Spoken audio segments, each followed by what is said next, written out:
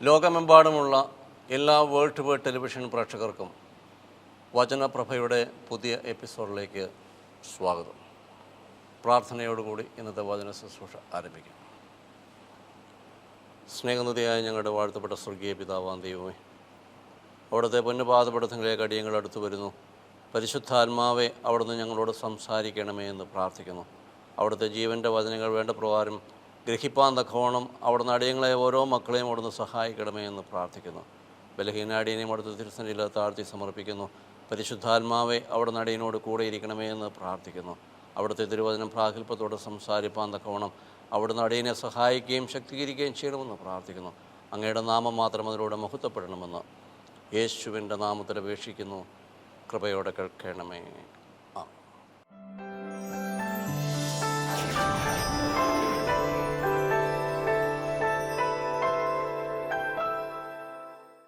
അല്പസമയം നിങ്ങളോട് ചിന്തിക്കുവാൻ തക്കവണ്ണം ആഗ്രഹിക്കുന്നത് അപ്പോസ്തല പ്രവൃത്തികൾ 9-ാം അധ്യായത്തിൻ്റെ 9-ാം വാക്യം. The book of acts chapter 9 verse 9. അവൻ 3 ദിവസം കാഴ്ചയില്ലാതെയും ഒന്നും ഭക്ഷിക്കാതെയും പാനം ചെയ്യാതെയും ഇരുന്നു.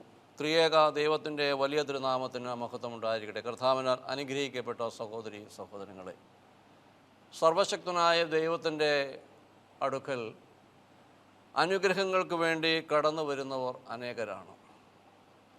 കൺവെൻഷൻ യോഗങ്ങളിലും ഉപവാസ പ്രാർത്ഥനകളിലൊക്കെയും ദൈവസന്നദ്ധയിൽ നിന്ന് അനുഗ്രഹങ്ങൾ പ്രാപിച്ചെടുക്കുവാൻ തക്കവണ്ണം വളരെയധികം ആളുകൾ കടന്നു വരാറുണ്ട്.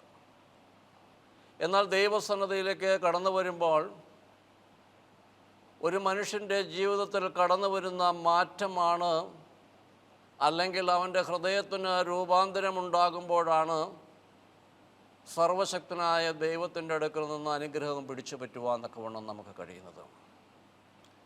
ഈ ഭൂമിയിൽ ദൈവത്തിങ്കിലേക്ക് തിരിയുവാനും ദൈവത്തിൽ നിന്ന് അനുഗ്രഹം പ്രാപിച്ചെടുക്കുവാനും തക്കവണ്ണം സർവശക്തനായ ദൈവം മനുഷ്യന് നൽകിയിട്ടുള്ള ഒരു വലിയ ആയുധമാണ് ഉപവാസ പ്രാർത്ഥന.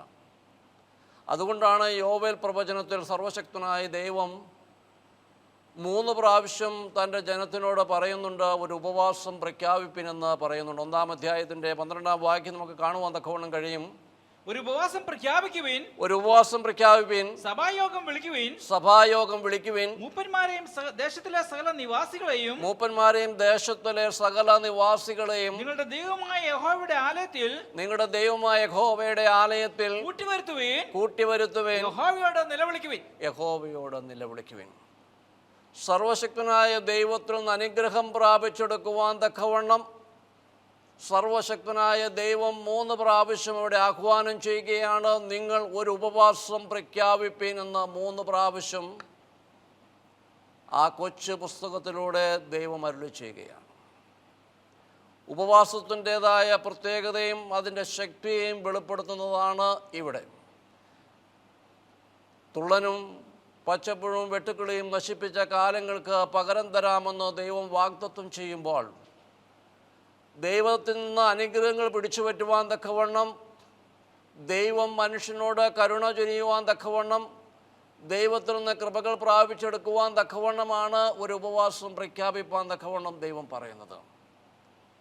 മനുഷ്യനെ സഹായിപ്പാനും അവനായിരിക്കുന്ന പ്രതിസന്ധിയിൽ നിന്ന് അവനെ വിടുവിപ്പാനും തക്കവണ്ണം ദൈവത്തിന് വളരെയേറെ ആഗ്രഹമുണ്ട്. നിങ്ങൾ ദൈവത്തിങ്കിലേക്ക് തിരിയുവിനെന്നാണ് ദൈവം അവിടെ പറയുന്നത്. അപ്പോൾ ഉപവസിക്കുക എന്ന് പറയുമ്പോൾ ദൈവം നമ്മളോട് കാണിക്കുന്ന ഒരു വലിയ കരുണയാണ്. നമ്മെ അനുഗ്രഹിപ്പാൻ തക്കവണ്ണം ദൈവം നമുക്ക് കാണിച്ചു തരുന്ന വലിയൊരു ചൂണ്ടുപലകയാണ് ഉപവാസ പ്രാർത്ഥന. പക്ഷെ ഉപവസിക്കുമ്പോൾ നമ്മുടെ കഴിഞ്ഞകാല ജീവിതത്തിൻ്റെ കുറവുകളെ കണ്ടെത്തുവാനും അതിനെ ഉപേക്ഷിച്ചുകൊണ്ട് ദൈവത്തിൻ്റെ തിരുസന്നിധിയിലേക്ക് അടുക്കുവാനും തക്കവണ്ണം ഒരു ദൈവ പൈതലിന് കഴിയണം. അപ്പോഴാണ് ആ ഉപവാസം അനുഗ്രഹപ്രദമായി തീരുന്നത്. ഇവിടെ നാം വായിച്ച കുറിവാക്യത്തിൽ അവൻ 3 ദിവസം കാഴ്ചയില്ലാതെയും ഒന്നും ഭക്ഷിക്കാതെയും പാനം ചെയ്യാതെയും ഇരുന്നു. ഒരു മനുഷ്യൻ ഇവിടെ 3 ദിവസം ഉപവസിക്കുകയാണ്. ആരായിരുന്നു എന്ന് നമുക്കറിയാം. മനുഷ്യൻ ശൗലിനെ കുറിച്ചാണ് അവിടെ പറയുന്നത്.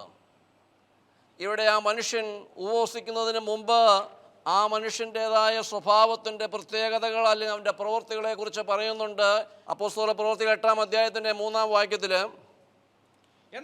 എന്നാൽ ശൗൽ വീട് തോറും ചെന്ന് പുരുഷന്മാരെയും സ്ത്രീകളെയും വലിച്ചിഴച്ച് തടവിലേൽപ്പിച്ചുകൊണ്ട് സഭയെ നശിപ്പിച്ചു പോന്നു. അപ്പോൾ ക്രിസ്തുവിൽ വിശ്വസിച്ചിരുന്നവരെ എന്ന് പറയുമ്പോൾ അവൻ വീടുതോറും കയറി പുരുഷന്മാരെയും സ്ത്രീകളെയും വലിച്ചിഴച്ച് അവരെ പീഡിപ്പിച്ചുകൊണ്ടിരുന്ന, സഭയെ നശിപ്പിച്ചുകൊണ്ടിരുന്ന ഒരു വ്യക്തിയായിരുന്നു ശൗല്. അപ്പോൾ ഉപവാസത്തിന് മുമ്പ് ശൗലിൻ്റെ സ്വഭാവമാണ് ഇവിടെ പ്രതിപാദിക്കുന്നത്. അവൻ സഭയെ നശിപ്പിച്ചിരുന്ന ഒരു വ്യക്തിയാണ്. യെരൂശലേമിൽ ക്രിസ്തുവിൽ വിശ്വസിച്ചിരുന്ന ആളുകളെ വലിച്ചിഴയ്ക്കുകയും അവരെ കൊല്ലുകയും ചെയ്തു. അത് മാത്രമല്ല, സ്തേഫാനോസിൻ്റെ മരണത്തിന് സാക്ഷികളാവുകയും അതിനുവേണ്ട ഒത്താശകളൊക്കെയും ചെലവഴിച്ച് യെരൂശലേമിൽ വലിയ ഒരു ഭീകര അന്തരീക്ഷം സൃഷ്ടിക്കുവാൻ തക്കവണ്ണം അതിന് മുൻപന്തിയിൽ നിന്ന വ്യക്തിയായിരുന്നു ശൗല്. ഇന്ന് അവൻ എന്തു ചെയ്യുന്നു? ഒരു ഉപവാസ പ്രാർത്ഥനയിലാണ്. ഈ ഉപവാസ പ്രാർത്ഥനയ്ക്ക് ശേഷം അവന് വന്ന മാറ്റമുണ്ട്. 9-ാം അധ്യായത്തിൻ്റെ 20-ാം വാക്യത്തിൽ നമുക്ക് കാണുവാൻ തക്കവണ്ണം കഴിയും. യേശു തന്നെ ദൈവപുത്രൻ എന്ന് അവൻ പള്ളികളിൽ പ്രസംഗിച്ചു. ഒരു വ്യക്തിയിൽ വന്ന മാറ്റമാണ് ഇവിടെ കാണുന്നത്. ഉപവാസ പ്രാർത്ഥനയ്ക്ക് മുമ്പ് അവൻ സഭയെ പീഡിപ്പിച്ചിരുന്നവനായിരുന്നു. ക്രിസ്തുവിൽ വിശ്വസിച്ചിരുന്ന പുരുഷന്മാരെയും സ്ത്രീകളെയും വീടാന്തരം കയറി ഇറങ്ങി നശിപ്പിക്കുവാൻ തക്കവണ്ണം മുൻപന്തിയിൽ നിന്ന് പ്രവർത്തിച്ചിരുന്ന ശൗൽ. അവൻ ദമസ്കോസിലേക്കുള്ള യാത്രയിൽ കർത്താവിനെ അവൻ കണ്ടുമുട്ടുകയാണ്. യെരൂശലേമിലെ ആളുകളെയൊക്കെയും പീഡിപ്പിച്ചതിന് ശേഷം, അല്ലെങ്കിൽ അവരെയൊക്കെയും നശിപ്പിച്ചതിന് ശേഷം, ദമസ്കോസിൽ യേശുവിൽ വിശ്വസിക്കുന്ന ആളുകളെ അവിടെ നിന്ന് പിടിച്ച് യെരൂശലേമിലേക്ക് കൊണ്ടുവരുവാൻ തക്കവണ്ണം ശൗല് പുരോഹിതന്മാരിൽ നിന്ന് അധികാരപത്രമൊക്കെയും വാങ്ങി അവൻ ദമസ്കോസിലേക്ക് യാത്ര ചെയ്യുകയാണ്. 9-ാം അധ്യായത്തിന്റെ 3-ാം വാക്യത്തിൽ നമുക്ക് കാണുവാൻ തക്കവണ്ണം കഴിയും. ദമസ്കോസിൽ ഈ മാർഗത്തിൽപ്പെട്ട ഏതെങ്കിലും പുരുഷനെയോ സ്ത്രീയെയോ കണ്ടാൽ പിടിച്ചുകെട്ടി യെരൂശലേമിലേക്ക് കൊണ്ടുവരുവാൻ തക്കവണ്ണം അവിടുത്തെ പള്ളികൾക്ക് അവരോട് അധികാരപത്രങ്ങൾ ആവശ്യപ്പെട്ടു. അവൻ പ്രയാണം ചെയ്ത് ദമസ്കോസിനെ സമീപിച്ചപ്പോൾ പെട്ടെന്ന് ആകാശത്തു നിന്നൊരു വെളിച്ചം അവന്റെ ചുറ്റും പ്രകാശിച്ചു. അവൻ നിലത്ത് വീണു. ശൗലേ ശൗലേ നീ എന്നെ പീഡിപ്പിക്കുന്നത് എന്ത് എന്ന് തന്നോട് പറയുന്ന ഒരു ശബ്ദം അവൻ കേട്ടു. അപ്പോൾ യെരൂശലേമില് ക്രിസ്തുവിൽ വിശ്വസിച്ചിരുന്ന ആളുകളെയൊക്കെയും നശിപ്പിച്ചതിന് ശേഷം അവൻ വിജയശ്രീലാദിതനായി ദമസ്കോസിലേക്ക് യാത്ര തിരിക്കുകയാണ്. അവനൊരു പ്രത്യേക ദൗത്യമുണ്ട്. ദമസ്കോസിലുള്ള യേശുവിൽ വിശ്വസിക്കുന്ന ആളുകളെയൊക്കെയും പിടിച്ചു വലിച്ച് യെരൂശലേമിലേക്ക് കൊണ്ടുവരുവാൻ തക്കവണ്ണം മഹാപുരോഹിതനിൽ നിന്ന് അധികാരപത്രമൊക്കെയും വാങ്ങി അവൻ ദമസ്കോസിലേക്ക് യാത്ര തിരിക്കുമ്പോൾ പെട്ടെന്ന് ആകാശത്തു നിന്ന് ഒരു വലിയ വെളിച്ചം അവൻ്റെ ചുറ്റും പ്രകാശിച്ചു. അവൻ ആ വെളിച്ചം കണ്ട് അവൻ നിലത്ത് വീണു. അതുമാത്രമല്ല, ആ വെളിച്ചത്തിൽ നിന്നൊരു വലിയ ശബ്ദം ശൗൽ കേൾക്കുകയാണ്. ശൗലേ ശൗലേ നീ എന്നെ പീഡിപ്പിക്കുന്നത് എന്താ എന്ന് തന്നോട് പറയുന്ന ഒരു ശബ്ദം ശൗൽ കേട്ടു. അപ്പോൾ ശൗൽ എന്താണ് അതിന് മറുപടി കൊടുക്കുന്നത്? നീ ആരാകുന്നു കർത്താവേ എന്ന് അവൻ ചോദിച്ചതിന് നീ ഉപദ്രവിക്കുന്ന യേശുവാകുന്നു ഞാൻ. നീ എഴുന്നേറ്റ പട്ടണത്തിൽ ചെല്ലുക. നീ ചെയ്യേണ്ടത് എന്തെന്ന് അവിടെ വെച്ച് നിന്നോട് പറയുമെന്ന് പറഞ്ഞു. ഇവിടെ ശൗലിനെ സംബന്ധിച്ച് അവനൊരു തീരുമാനമെടുക്കണം. അവൻ കാഴ്ചയുള്ളവനായിട്ടാണ് യെരൂശലേമിൽ നിന്ന് യാത്ര പുറപ്പെട്ടത്.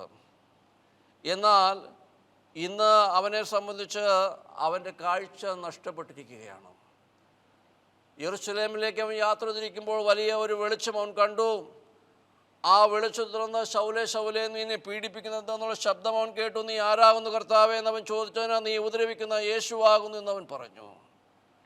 അവിടെ കർത്താവ് പറയുകയാണ്, നീ എഴുന്നേറ്റ് പട്ടണത്തിലേക്ക് ചെല്ലുക, നീ ചെയ്യേണ്ടത് എന്തെന്ന് അവിടെ വെച്ച് നിന്നോട് ഞാൻ പറയും. അവനോടുകൂടെ പ്രയാണം ചെയ്ത പുരുഷന്മാർ ശബ്ദം കേൾക്കെങ്കിലും ആരെയും കാണാതെ മരവിച്ചു നിന്നു. ഇവിടെ ഒരു തീരുമാനം ശൗലിനെ സംബന്ധിച്ചെടുക്കണം. ഒന്നുകിൽ അവൻ യെരൂശലേമിലേക്ക് മടങ്ങിപ്പോകാം, അല്ലെങ്കിൽ കർത്താവിൻ്റെ ശബ്ദം കേട്ടുകൊണ്ട് ദമസ്കോസിലേക്ക് കടന്നു പോകാം. ശൗലിനെ സംബന്ധിച്ച് പറയുമ്പോൾ അവൻ സമൂഹത്തിൽ ഉന്നതമായ സ്ഥാനങ്ങളും മാന്യതയുമുള്ള വ്യക്തിയായിരുന്നു. 8-ാം ദിവസം പരിച്ഛേദനയേറ്റവനായിരുന്നു. ബെന്യാമിൻ ഗോത്രത്തിലുള്ളവനായിരുന്നു. അതുമാത്രമല്ല, റോമാ പൗരനായിരുന്നു. എല്ലാ യഹൂദന്മാർക്കും റോമാ പൗരത്വമില്ലായിരുന്നു. അപ്പോൾ റോമാ പൗരത്വമുള്ളവനായിരുന്നു.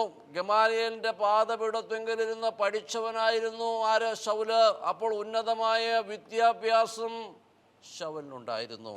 എബ്രായിൽ നിന്ന് ജനിച്ച എബ്രായൻ, ന്യായപ്രമാണത്തെ സംബന്ധിച്ച പരീശൻ, ആ തീഷ്ണത നിമിത്തം സഭയെ പീഡിപ്പിച്ചവൻ, ന്യായപ്രമാണത്തിൽ നീതി സംബന്ധിച്ച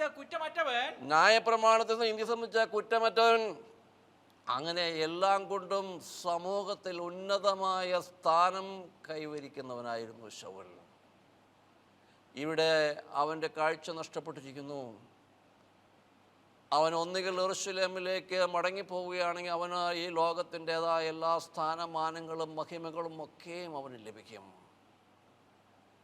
അവന് ദമസ്കോസിലേക്ക് കടന്നു പോകുക എന്ന് പറയുമ്പോൾ ഇന്ന് അവന് കാഴ്ചയില്ലാത്ത അവസ്ഥയാണ്. അവിടെ ക്രിസ്തുവിൽ വിശ്വസിക്കുന്നവരെ പീഡിപ്പിക്കുവാൻ തക്കവണ്ണം, അല്ലെങ്കിൽ അവരെ വലിച്ചിഴച്ച് യെരൂശലേമിലേക്ക് കൊണ്ടുവരുവാൻ തക്കവണ്ണമായിരുന്നു അവൻ്റെ യാത്രയുടേതായ ലക്ഷ്യം. അതായിരുന്നു. ഇവിടെ വഴിയാത്രയിൽ അവൻ യേശുവിൻ്റെ ശബ്ദം കേൾക്കുകയാണ്. ശൗലേ, ശൗലേ, നീ എന്നെ ഉപദ്രവിക്കുന്നത് എന്ത്? അവൻ കർത്താവിനോട് ചോദിക്കുന്നു, നീ ആരാകുന്നു? നീ ഉപദ്രവിക്കുന്ന യേശുവാകുന്നു. അപ്പോൾ ശൗൽ എന്തിനാണ് ഇതൊക്കെയും ചെയ്തത്? ക്രിസ്തുവിൽ വിശ്വസിക്കുന്ന ആളുകളെ പീഡിപ്പിച്ചിരിക്കുകയും അവരെ വലിച്ചിഴക്കുകയും ഒക്കെയും ചെയ്തിരുന്ന അവന് ദൈവത്തോടുള്ള ഭക്തി നിമിത്തമാണ് ശൗൽ ഈ പ്രകാരമൊക്കെയും ചെയ്തിരുന്നത്. തീഷ്ണത കൊണ്ടാണ് ശൗൽ ഈ പ്രകാരം ചെയ്തത്. ദൈവത്തെ വിശ്വാസമില്ലാത്തത് കൊണ്ടല്ല, ദൈവത്തിനോടുള്ള അതിയായ തീഷ്ണതയും വിശ്വാസവും നിമിത്തമാണ് ഈ പ്രകാരമൊക്കെയും ശൗൽ ചെയ്തിരുന്നത്.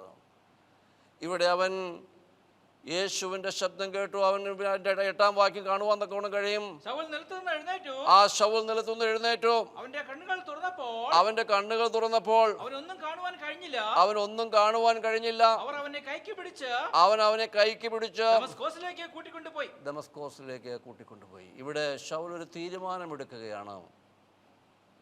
അവൻ ദമസ്കോസിലേക്ക് യാത്ര തിരിക്കുകയാണ് കർത്താവിൻ്റെ ശബ്ദം കേട്ടുകൊണ്ട്. അവിടെ അവൻ 3 ദിവസം കാഴ്ചയില്ലാതെയും ഒന്നും ഭക്ഷിക്കാതെയും പാനം ചെയ്യാതെയും ഇരുന്നെന്ന് പറയുമ്പോൾ അവൻ ഉപവസിക്കുകയായിരുന്നു. അവിടെ അതിൻ്റെ അടുത്ത വാക്യത്തിൽ പറയുന്നുണ്ട്, അപ്പോൾ എന്നാൽ അനന്യാസ് എന്ന പേരുള്ള ഒരു ശിഷ്യൻ ദമസ്കോസിൽ ഉണ്ടായിരുന്നു. അവനെ കർത്താവ് ഒരു ദർശനത്തിൽ അനന്യാസേ എന്ന് വിളിച്ചു. കർത്താവെ അടിയനിതാ എന്ന് അവൻ വിളികേട്ടു. കർത്താവ് അവനോട് നീ എഴുന്നേറ്റ് നേർവീതി എന്ന തെരുവിൽ ചെന്ന് യൂദായുടെ വീട്ടിൽ തർസോസുകാരനായ ശൗൽ എന്ന് പേരുള്ളവനെ അന്വേഷിക്കുക. അവൻ പ്രാർത്ഥിക്കുന്നു. ഞാനും നിങ്ങളും ഈ ഭൂമിയിൽ പ്രാർത്ഥിക്കുകയും ഉപവസിക്കുകയും ചെയ്യുമ്പോൾ നമ്മെ കാണുകയും അറിയുകയും ചെയ്യുന്ന ഒരു ദൈവമുണ്ട് എന്ന് ഈ ദൈവത്തിൻ്റെ തിരുവചനത്തിലൂടെ നമുക്ക് മനസ്സിലാക്കുവാൻ കഴിയും. വ്യക്തമായ അഡ്രസ്സ് സഹിതമാണ് കർത്താവ് അനന്യാസിനോട് ദർശനത്തിലൂടെ സംസാരിക്കുന്നത്. നീ എന്തു ചെയ്യണം? നീ എഴുന്നേൽക്കണം, നേർവീതി എന്ന തെരുവിൽ ചെല്ലണം. യൂദായുടെ വീട്ടിൽ തർസോസുകാരനായ ശൗൽ എന്ന പേരുള്ളവനെ അന്വേഷിക്കുക. അവൻ പ്രാർത്ഥിക്കുന്നു. അപ്പോൾ ശൗൽ എന്തു ചെയ്യുന്നു? അവൻ എവിടെയാകുന്നു? ഏത് വീട്ടിലാണ് ശൗൽ ഉപവസിക്കുന്നതെന്നൊക്കെയും വ്യക്തമായും കർത്താവ് അനന്യാസിനോട് പറയുകയാണ്. ദൈവത്തിൻ്റെ ജനമേ, പലപ്പോഴും ഞാനും നിങ്ങളും ദൈവസന്നിധിയിൽ കടന്നു വരുമ്പോൾ നമ്മെ അറിയുകയും നമ്മെ മനസ്സിലാക്കുകയും ചെയ്യുന്ന ഒരു ദൈവത്തിൻ്റെ തിരുസന്നിധിയിലാണ് ഇരിക്കുന്നതെന്നുള്ള ബോധം പലപ്പോഴും നമുക്കുണ്ടാകാറില്ല. നാം ദൈവവചനം കേൾക്കുന്നവരാണ്, ദൈവത്തെ ആരാധിക്കുന്നവരാണ്. പക്ഷേ ദൈവം നമ്മുടെ മുമ്പിലുണ്ട് എന്ന് വിശ്വസിക്കുവാൻ തക്കവണ്ണം നമുക്ക് കഴിയുന്നില്ല. അപ്പോസ്തലൻ നമ്മെ പഠിപ്പിക്കുന്നുണ്ട്, ഒരുവൻ ദൈവത്തിൻ്റെ അടുക്കൽ വരുന്നുവെങ്കിൽ ദൈവം അവൻ്റെ മുമ്പിലുണ്ട് എന്നും തന്നെ ഏകാഗ്രതയോടെ അന്വേഷിക്കുന്നവർക്ക് അവൻ മറുപടി നൽകുന്നുവെന്നും വിശ്വസിക്കണം. പക്ഷെ പലപ്പോഴും ഞാനും നിങ്ങളും അങ്ങനെയാണോ ദൈവസന്നിധിയിൽ കടന്നു വരുന്നത്? ഇവിടെ ശൗൽ ഉപവസിച്ച് പ്രാർത്ഥിക്കുമ്പോൾ അനന്യാസിനോട് ദൈവം ദർശനത്തിലൂടെ ഇടപെടുകയാണ്. നീ നേർവീതി എന്ന തെരുവിൽ യൂദായുടെ വീട്ടിൽ കടന്നു ചെല്ലണം. അവിടെ തർസോസുകാരനായ ശൗൽ എന്ന മനുഷ്യനെ നീ അന്വേഷിക്കണം. അവൻ എന്തു ചെയ്യുകയാണ്? അവൻ പ്രാർത്ഥിക്കുകയാണ് എന്ന് ദൈവം പറയുകയാണ്. ഇതേ സമയം തന്നെ അവിടെ ശൗലിനും ദൈവം അത് വെളിപ്പെടുത്തി കൊടുക്കുന്നുണ്ട്. അനന്യാസ് എന്ന പേരുള്ള ഒരു പുരുഷൻ അകത്ത് വന്ന് താൻ കാഴ്ച പ്രാപിക്കേണ്ടതിന് തന്റെ മേൽ കൈവയ്ക്കുന്നത് അവൻ കണ്ടിരിക്കുന്നു എന്ന് കൽപ്പിച്ചു. അപ്പോൾ ഇതേ സമയം തന്നെ ശൗലിൻ്റെ ഒരു ദർശനം കർത്താവ് കൊടുക്കുകയാണ്. അനന്യാസ് എന്നൊരു മനുഷ്യൻ വന്ന് അവൻ്റെ തലമേൽ കൈവച്ച് പ്രാർത്ഥിക്കുന്നതായിട്ട് ശൗലും ദർശനം കാണുകയാണ്. ദൈവത്തിൻ്റെ ജനമേ, ഞാനും നിങ്ങൾ ഉപവസിക്കുമ്പോൾ നമ്മെ കാണുന്ന ഒരു ദൈവമുണ്ട്. അത് ഉപവാസ പ്രാർത്ഥനയായാലും കൺവെൻഷൻ യോഗങ്ങളായാലും ദൈവത്തിൻ്റെ അടുക്കലേക്ക് ഞാനും നിങ്ങളും കടന്നു വരുമ്പോൾ ദൂരത്തു നിന്ന് നമ്മെ കാണുകയും ഗ്രഹിക്കുകയും ചെയ്യുന്ന സർവശക്തനായ ദൈവത്തിൻ്റെ പാദപീഠത്തിങ്കിലേക്കാണ് കടന്നു വരുന്നതെന്നുള്ള ബോധത്തോടു കൂടി നമുക്ക് കടന്നു വരുവാൻ തക്കവണ്ണം കഴിയണം. പലപ്പോഴും നമ്മുടെ പ്രാർത്ഥനകൾ ജൽപ്പനങ്ങളായി പോകുന്നതിൻ്റെ കാരണം ദൈവത്തിൻ്റെ തിരുസന്നതിയിലാണ് ഞാനും നിങ്ങളും ഇരിക്കുന്നതെന്നുള്ള ബോധം പലപ്പോഴും നമ്മുടെ മനസ്സിലില്ല. ദൈവം നമ്മെ കാണുന്നുണ്ട്. നമ്മുടെ കൊടുക്കൽ വാങ്ങലുകൾ, നമ്മുടെ സംസാരങ്ങൾ, നമ്മുടെ പ്രവർത്തനങ്ങൾ, നമ്മുടെ ഹൃദയത്തിൻ്റെതായ ഓരോ നിരൂപണങ്ങളും അറിയുന്നവനായ ദൈവത്തിൻ്റെ തിരുസന്നിധിയിലേക്കാണ് കടന്നു വരുന്നതെന്നുള്ള പലപ്പോഴും ആ ബോധം എനിക്കും നിങ്ങൾക്കുമില്ല. നമുക്ക് നാമമാത്രമായി ക്രിസ്ത്യാനികൾ എന്ന പേരുണ്ട്. ഭക്തിയുടേതായ എല്ലാ പ്രകടനങ്ങളും ഞാനും നിങ്ങളും കാഴ്ചവെക്കുന്നുണ്ട്. ഉച്ചത്തിൽ ദൈവത്തെ നിലവിളിക്കുകയും കൈകൾ പൊക്കി ദൈവത്തെ ആരാധിക്കുകയും ദൈവത്തെ സ്തുതിക്കുകയും സ്തോത്രം ചെയ്യുകയൊക്കെയും ഞാനും നിങ്ങളും ചെയ്യാറുണ്ട്. പക്ഷെ നമ്മുടെ ഹൃദയം ദൈവത്തിൽ നിന്ന് വളരെ ദൂരെയാണോ എന്ന് പരിശോധിക്കണം. ദൈവം നമ്മെ കാണുന്ന ഒരു ദൈവമാണ്. ഇവിടെ അനന്യാസിനോട് ദൈവം ആ പ്രകാരം പറയുന്നു. അതിൻ്റെ 17-ാം വാക്യത്തിൽ അനന്യാസ് കർത്താവിൻ്റെ ശബ്ദം കേട്ടുകൊണ്ട് എന്ത് ചെയ്തു? അങ്ങനെ അനന്യാസ് ആ വീട്ടിൽ ചെന്ന് അവന്റെ മേൽ കൈവച്ച ശേഷം അവനോട്, ശൗലേ, സഹോദര, നീ വീണ്ടും കാഴ്ച പ്രാപിക്കേണ്ടതിനും പരിശുദ്ധാത്മാവിൽ നിറയേണ്ടതിനുമായി നീ വന്ന വഴിയിൽ നിനക്ക് പ്രത്യക്ഷനായ യേശു എന്ന കർത്താവ് എന്നെ അയച്ചിരിക്കുന്നു എന്ന് പറഞ്ഞു. അപ്പോൾ ദമസ്കോസിലേക്കുള്ള ശൗലിൻ്റെ യാത്രയിൽ കർത്താവിൻ്റെ ശബ്ദം മാത്രമല്ല ശൗൽ കണ്ടിരിക്കുന്നത്, അവൻ കർത്താവിനെയും കണ്ടിരിക്കുന്നുവെന്ന് ഈ വാക്യത്തിലൂടെ നമുക്ക് മനസ്സിലാക്കുവാൻ തക്കവണ്ണം കഴിയും. നീ വന്ന വഴിയിൽ നിനക്ക് പ്രത്യക്ഷനായ യേശു എന്ന കർത്താവ് എന്നെ അയച്ചിരിക്കുന്നു എന്ന് പറയുമ്പോൾ ശൗല് കർത്താവിനെ കണ്ടിരിക്കുന്നു. പക്ഷെ ശൗലിൻ്റെ കൂട്ടത്തിലുള്ളവർ അവർ ശബ്ദം മാത്രമേ കേട്ടുള്ളൂ. ഇവിടെ വ്യക്തമായും അനന്യാസ് പറയുകയാണ്, നീ വന്ന വഴിയിൽ നിനക്ക് പ്രത്യക്ഷനായ യേശു എന്ന കർത്താവ് എന്നെ അയച്ചിരിക്കുന്നു. പിന്നെയോ ഉടനെ അവന്റെ കണ്ണുകളിൽ നിന്ന് ചെതമ്പൽ പോലെ എന്തോ ഒന്ന് താഴെ വീണു. അവൻ വീണ്ടും കാഴ്ച പ്രാപിച്ചു. അവൻ എഴുന്നേറ്റ് സ്നാനമേൽക്കുകയും ഭക്ഷണം കഴിച്ച് ബലം പ്രാപിക്കുകയും ചെയ്തു. അവൻ ദമസ്കോസിലുള്ള ശിഷ്യന്മാരുടെ കൂടെ കുറെ ദിവസങ്ങൾ പാർത്തു.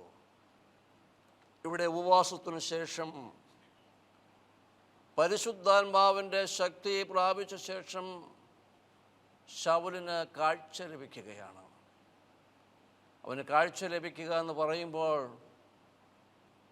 ഉപവാസത്തിന് ശേഷം ഒരു വ്യക്തിയിൽ ഉണ്ടാകേണ്ടത് മാറ്റങ്ങളാണ്. അവൻ്റെ പ്രവൃത്തികളിലും അവൻ്റെ പ്രവർത്തനങ്ങളിലും അവൻ്റെ കാഴ്ചപ്പാടുകളിലും അവൻ്റെ കൊടുക്കൽ വാങ്ങലിലും അവൻ്റെ ഇടപെടലുകളിലൊക്കെയും ഒരു വലിയ മാറ്റം ആവശ്യമാണ്. ഒരുവൻ ക്രിസ്തുവിലായാൽ അവൻ പുതിയ സൃഷ്ടിയാകുന്നുവെന്നാണ് അപ്പോസ്തലൻ നമ്മെ പഠിപ്പിക്കുന്നത്. ഇവിടെ ശൗല് പൗലോസായി മാറുകയാണ്. അവൻ്റെ ഉപവാസത്തിന് ശേഷം അവന് വലിയ മാറ്റമുണ്ടാവുകയാണ്. അവിടെയാണ് 9-ാം അധ്യായത്തിൻ്റെ 20-ാം വാക്യത്തിൽ നാം കാണുന്നത്, യേശു തന്നെ ദൈവപുത്രൻ എന്ന് അവൻ പള്ളികളിൽ പ്രസംഗിച്ചു എന്ന് പറയുമ്പോൾ ശൗലിൻ്റെ കാഴ്ചപ്പാടിന് മാറ്റമുണ്ടാകുന്നു, അവൻ്റെ പ്രവർത്തന രീതികൾക്ക് വ്യത്യാസമുണ്ടാകുന്നു, അവൻ്റെ ദർശനത്തിന് മാറ്റമുണ്ടാകുന്നു, അവൻ്റെ സ്വഭാവത്തിന് ആകെപ്പാടെ അടിമുടി മാറ്റമുണ്ടാവുകയാണ്. ഒരുവൻ ക്രിസ്തുവിലായാൽ അവൻ പുതിയ സൃഷ്ടിയാകുന്നു. ദൈവത്തിൻ്റെ ജനമേ, ഞാനും നിങ്ങൾ ഉപവസിക്കുമ്പോൾ ഈ പ്രകാരം നമ്മുടെ ജീവിതത്തിൽ മാറ്റങ്ങൾ വരുന്നുണ്ടോ എന്നൊന്ന് പരിശോധിക്കണം. നമ്മുടെ കാഴ്ചപ്പാടുകൾക്ക് മാറ്റം വരുന്നുണ്ടോ? നമ്മുടെ കൊടുക്കൽ വാങ്ങലുകൾക്ക് മാറ്റം വരുന്നുണ്ടോ? കൂട്ടു സഹോദരങ്ങളുമായിട്ടുള്ള നമ്മുടെ ബന്ധങ്ങൾക്ക് എന്തെങ്കിലും മാറ്റം വരുന്നുണ്ടോ? ഇടയനും ആടുകളുമായിട്ടുള്ള ബന്ധത്തിൽ നമുക്ക് മാറ്റങ്ങൾ വരുന്നുണ്ടോ? കുടുംബ ജീവിതത്തിൽ നമുക്ക് മാറ്റങ്ങൾ വരുന്നുണ്ടോ? പരിശോധിക്കണം. പലപ്പോഴും ഞാനും നിങ്ങളും ഭക്തിയുടേതായ മുഖങ്ങൾ അണിഞ്ഞുകൊണ്ടാണ് ദൈവസന്നിധിയിൽ പലപ്പോഴും കടന്നുവരുന്നത്. നമ്മുടെ ഹൃദയത്തിനകത്ത് മാറ്റങ്ങൾ ഉണ്ടാകണം. കാഴ്ചയില്ലാത്തവനായ ശൗലിന് ഒരു പുതിയ കാഴ്ച ദൈവം നൽകി. അവൻ്റെ കാഴ്ചപ്പാടുകൾക്ക് മാറ്റമുണ്ടാവുകയാണ്. യേശുവിൽ വിശ്വസിക്കുന്നവരെ വീട് വീടാന്തരം കയറി ഇറങ്ങി പിടിച്ചു വലിച്ച് യെരൂശലേമിൽ കൊണ്ടുവന്ന് അവരെ നശിപ്പിച്ചിരുന്ന ശൗൽ ഇന്ന് അവൻ എന്തു ചെയ്യുന്നു? യേശു ദൈവപുത്രൻ എന്ന് അവൻ പള്ളികളിൽ പ്രസംഗിച്ചു. ഇതാണ് ഉപവാസത്തിന് ശേഷം ഒരു വ്യക്തിയിൽ ഉണ്ടാകേണ്ട മാറ്റം. ഇവിടെയാണ് സ്വർഗത്തിലെ ദൈവം പ്രസാദിക്കുന്നത്. നമുക്കെല്ലാവർക്കും അറിയാം, നിനിവേ നിവാസികൾ ദൈവസന്നിധിയിൽ ഉപവസിച്ച് പ്രാർത്ഥിക്കുന്നു. ദൈവം അവർക്ക് വരുത്തുവാനിരുന്ന അനർത്ഥത്തിൽ നിന്ന് ദൈവം അവരെ രക്ഷിക്കുന്നതായി നമുക്ക് കാണുവാൻ തക്കവണ്ണം കഴിയും. എപ്പോഴാണ് ദൈവം അവർ രക്ഷിക്കുന്നത്? യോനായുടെ പുസ്തകം 3-ാം അധ്യായത്തിൻ്റെ 10-ാം വാക്യത്തിൽ നമുക്ക് കാണുവാൻ തക്കവണ്ണം കഴിയും. യോനായുടെ പുസ്തകം 3-ാം അധ്യായം 10-ാം വാക്യം, അവർ ദുർമാർഗം വിട്ടുതിരിഞ്ഞുവെന്ന് ദൈവം അവരുടെ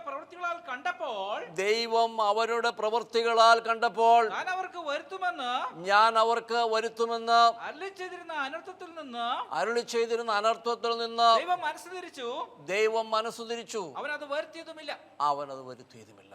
അപ്പോൾ നിനിവേ നിവാസികളെ ദൈവം അവിടെ കാത്തു സൂക്ഷിക്കുകയാണ്. അവരുടെ ഉപവാസത്തിന്മേൽ ദൈവം പ്രസാദിക്കുകയാണ്. എപ്പോഴാണ്? ഉപവാസം കഴിഞ്ഞതിന് ശേഷം അവരുടെ പ്രവൃത്തികളിൽ വന്ന മാറ്റം കണ്ടുകൊണ്ടാണ് സർവശക്തനായ ദൈവം അവർക്ക് വരുത്തുവാനിരുന്ന അനർത്ഥത്തിൽ നിന്ന് അവരെ രക്ഷിക്കുന്നത്. അവർ ദുർമാർഗം വിട്ടുതിരിഞ്ഞുവെന്ന് അവരുടെ പ്രവൃത്തികളാൽ കണ്ടപ്പോൾ, അപ്പോൾ ഉപവാസത്തിന് മുമ്പ് ഉപവാസത്തിന് ശേഷവുമുള്ള നമ്മുടെ പ്രവൃത്തികളെയും പ്രവർത്തനങ്ങളെയും സർവശക്തനായ ദൈവം സസൂക്ഷ്മം ശ്രദ്ധിക്കുന്നുണ്ട് എന്ന് ഒരു ദൈവ പൈതൽ തിരിച്ചറിയണം.